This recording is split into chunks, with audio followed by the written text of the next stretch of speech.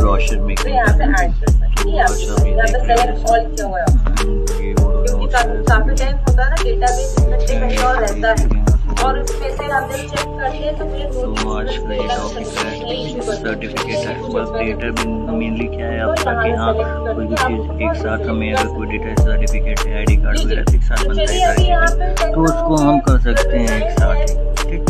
And same way में आपको Canva पे आना है एग्जाम्पल स्टार्ट है साथ ही साथ ब्रोशर मेकिंग कंप्लीट होता है तो मैं आपको अपडेट करूँगा।